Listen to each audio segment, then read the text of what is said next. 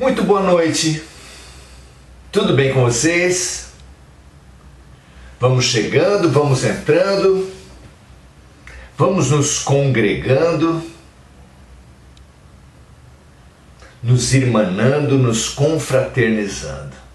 Muito bom estarmos juntos, ainda mais em torno de uma questão tão importante quanto o conhecimento, o autoconhecimento e a prática do bem.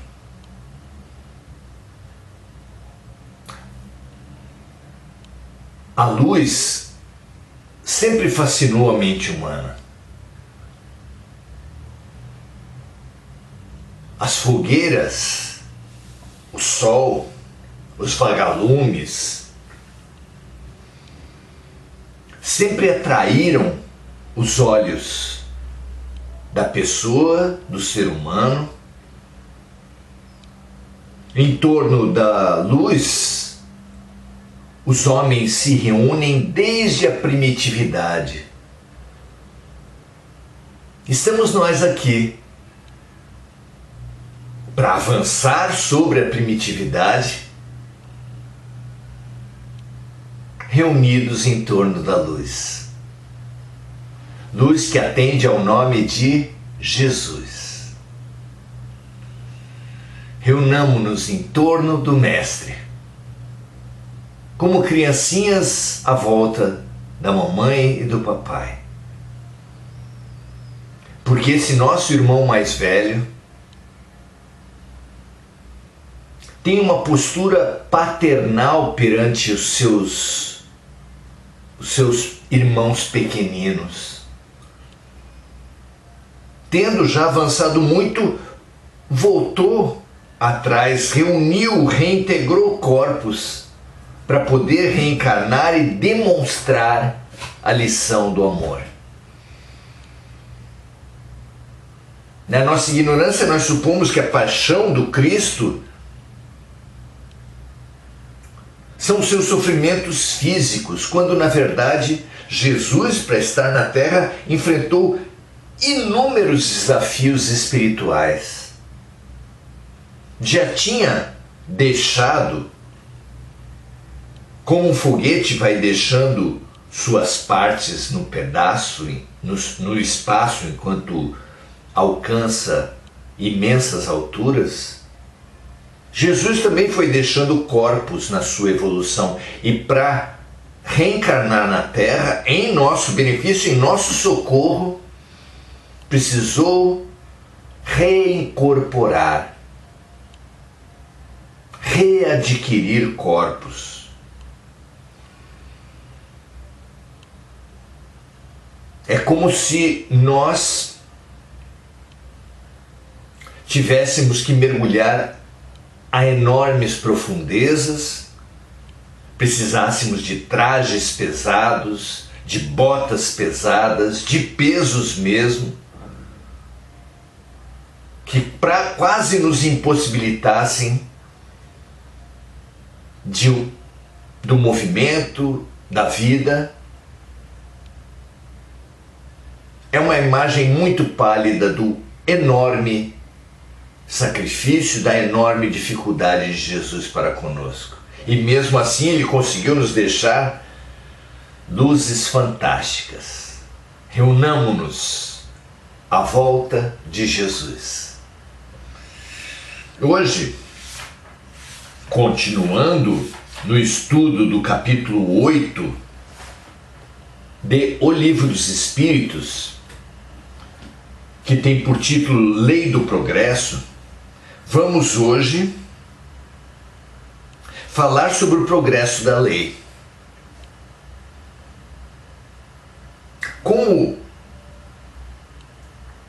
Qual é o papel da legislação na vida humana? Como ela evolui? O que é a lei de Deus, a lei natural e a lei do homem? Vamos conversar? Venha conosco, seja muito bem-vindo. É um prazer estarmos aprendendo e nos estimulando juntos.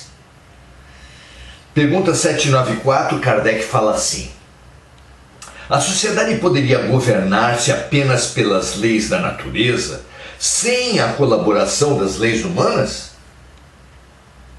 A resposta é: poderia, se todos tivessem a perfeita compreensão das leis naturais e quisessem praticá-las, então elas bastariam.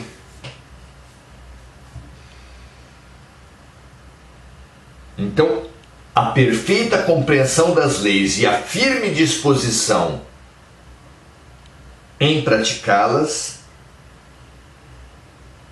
determinará um dia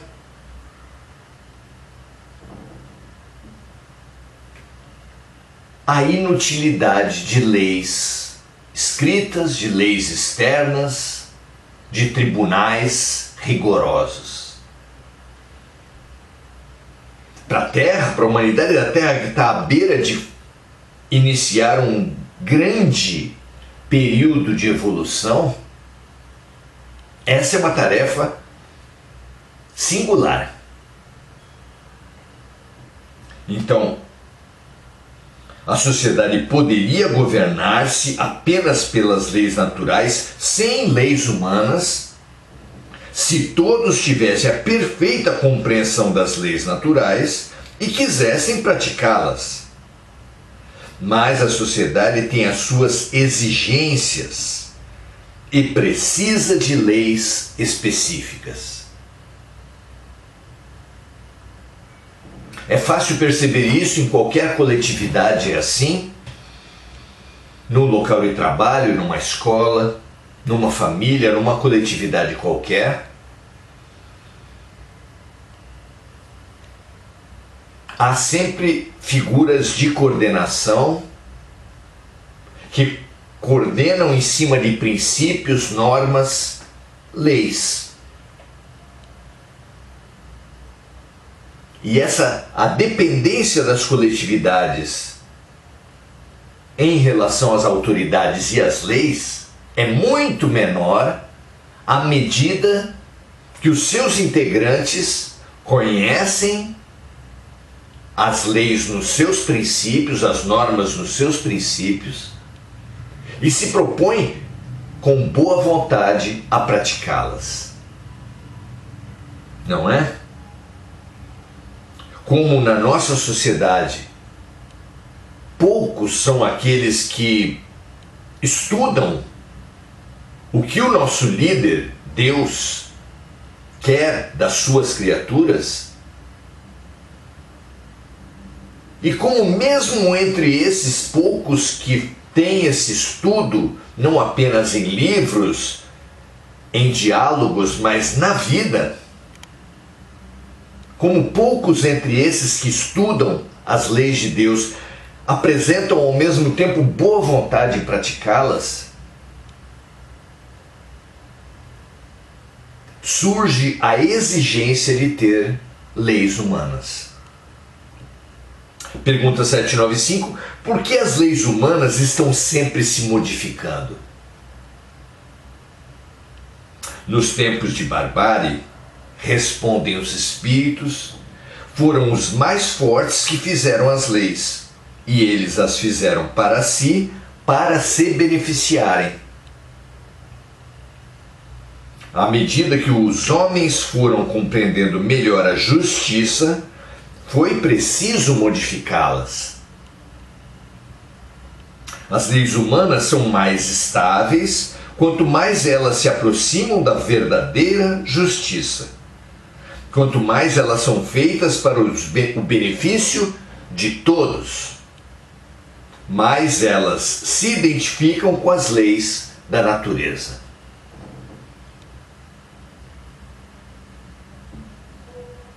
Pode-se dizer, e com acerto, que a lei do mais forte, que era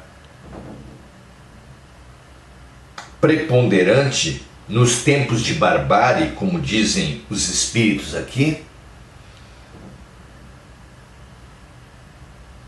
foi evoluindo dentro de si mesmo, dentro da lógica da lei dos mais fortes, houve uma evolução. De início, os mais fortes eram os que tinham mais músculos, mais força física mesmo, mais armas. Gradativamente, essa força foi se subjetivando e não se ligando mais à violência física, à agressão propriamente dita.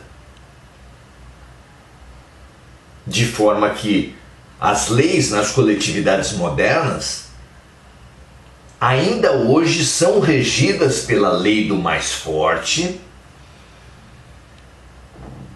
só que não mais pelos músculos e pelas armas. Agora, a lei do mais forte se expressa por mais dinheiro, por mais poder.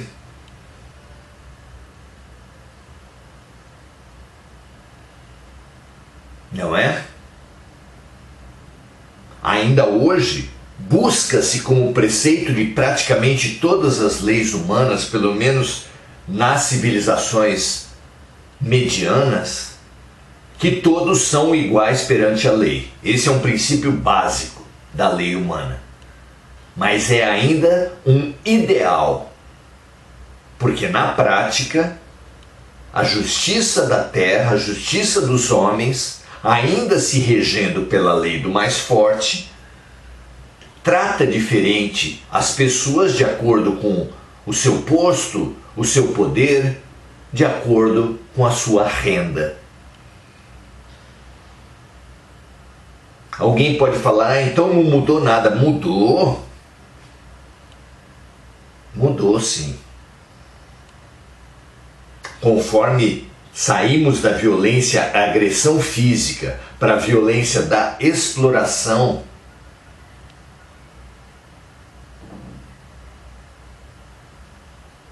política, econômica, já existe aí um avanço. Alguém pode falar, mas é muito pouco.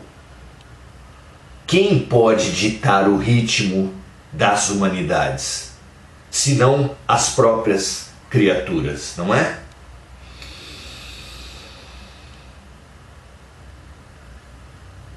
Então, nos tempos de barbárie, foram os mais fortes que fizeram as leis, e eles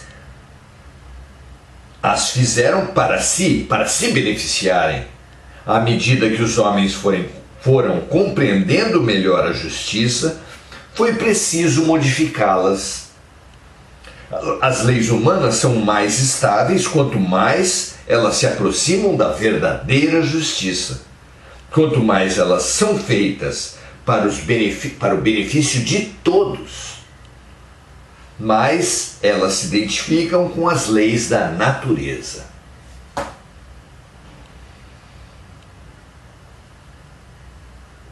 Então há também um processo de desmaterialização e de espiritualização das próprias leis, assim como das próprias criaturas, assim como do trabalho, assim como da arte. Tudo evolui da concretude, da objetividade para a subjetividade, da matéria para o espírito, da concretude para a sublimidade. Comentário de Kardec: a civilização criou novas necessidades para o homem, e essas necessidades são relativas à posição social que cada um ocupa. Foi preciso regular os direitos e os deveres dessas posições através das leis humanas.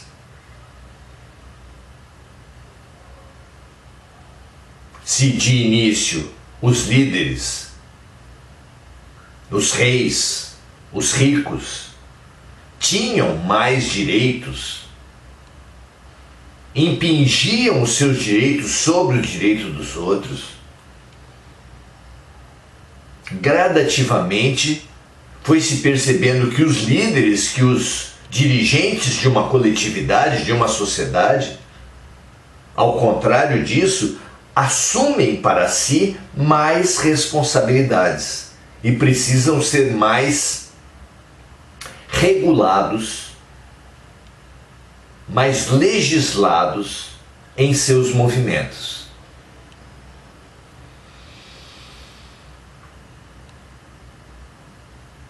Muitas vezes, continua Kardec, influenciado por suas paixões, o homem criou direitos e deveres imaginários, que a lei da natureza condena e que os povos vão retirando de seus códigos à medida que evoluem. O direito dos reis em relação a seus súditos. Por exemplo, na Idade Média, no feudalismo, os senhores feudais tinham o direito de preempção, que significava o seguinte: sempre que alguns dos seus súditos ia casar, cabia ao rei desvirginar a noiva.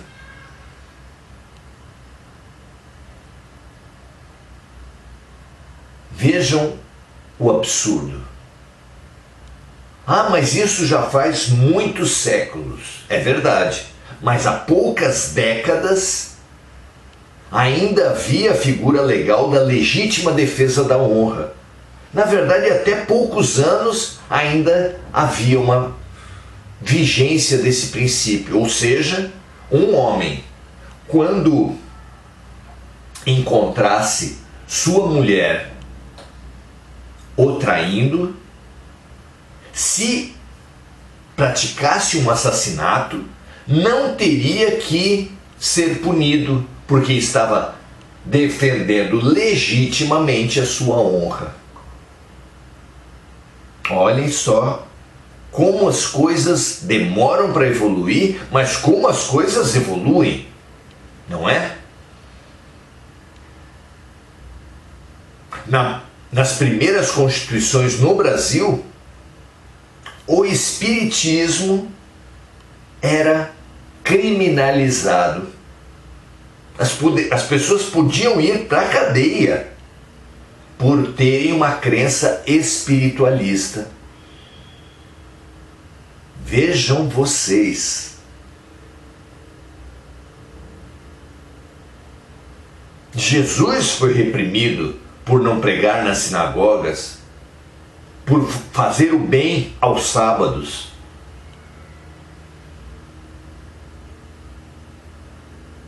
Todas essas leis foram caindo.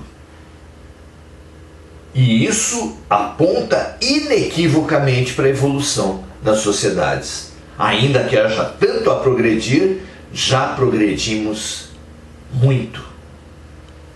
E é muito bom ter consciência disso. A lei da natureza, termina Kardec, é imutável e é a mesma para todos. Então, em todos os tempos, em todos os lugares, para todas as criaturas, existe uma lei da natureza, uma lei de Deus. A lei humana é variável e está sempre progredindo. Como num sistema de ensino, vai se dando tarefas, deveres para os alunos conforme o seu amadurecimento, conforme a sua evolução. As leis humanas, as tarefas dos nossos professores, dos nossos educadores, também vão evoluindo conforme a evolução das criaturas.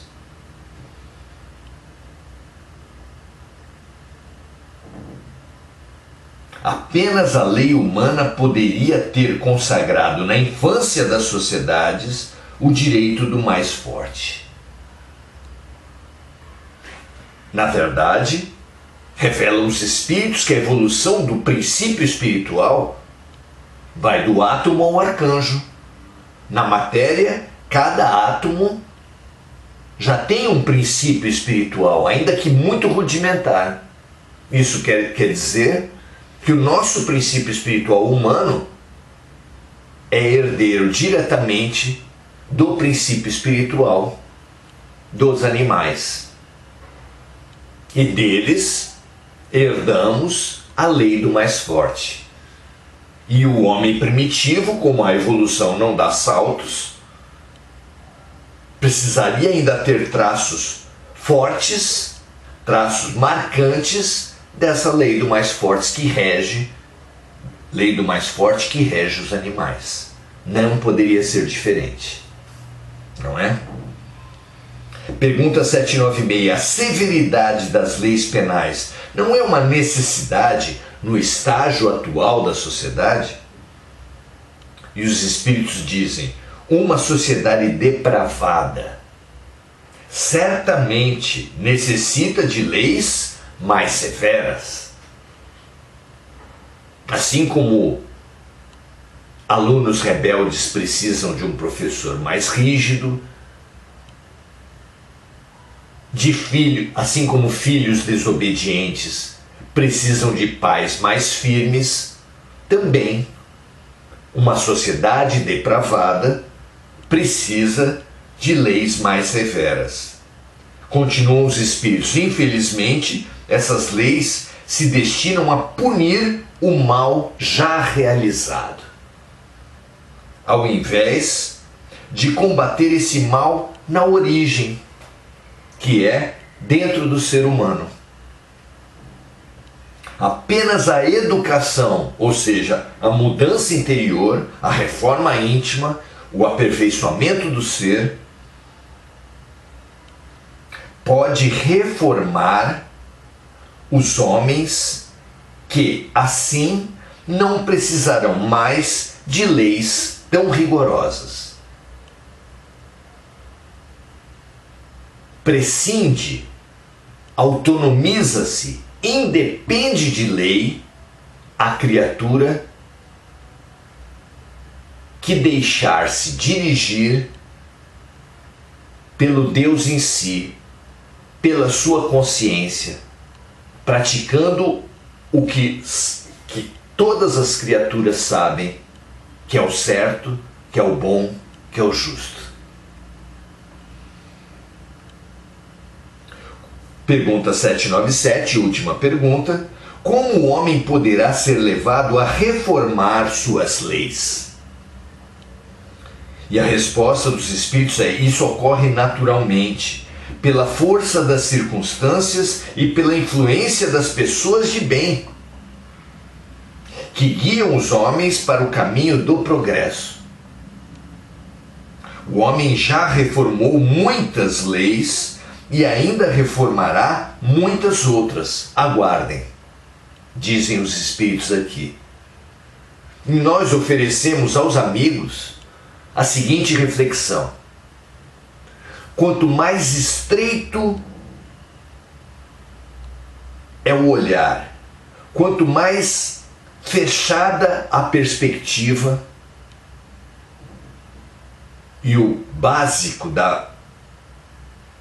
do fechamento da perspectiva da criatura é o egoísmo.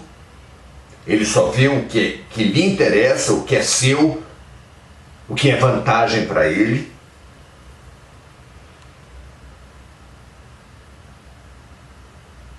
A evolução será cada passo que nós conseguimos dar na amplitude do nosso olhar, na amplitude do respeito e da consideração que dermos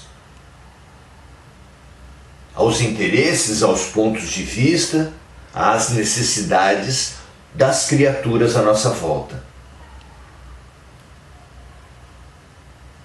Entendemos nós que, na prática, a verdadeira evolução do ser, não a evolução física, a evolução econômica, a evolução em carreiras profissionais, mas a verdadeira evolução, que é toda moral,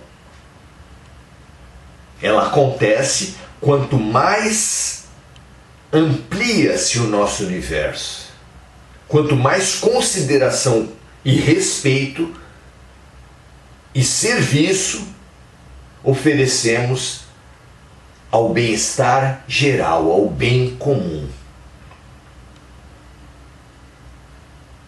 De forma que adquirirmos e aprofundarmos uma consciência espiritual, ou seja, colocar essa vida à luz da eternidade, colocar o nosso interesse a serviço do que é bem para tudo e para todos, dizendo com Jesus: seja feita a vossa vontade, a vontade do Criador, que é o melhor para todas as criaturas dos universos.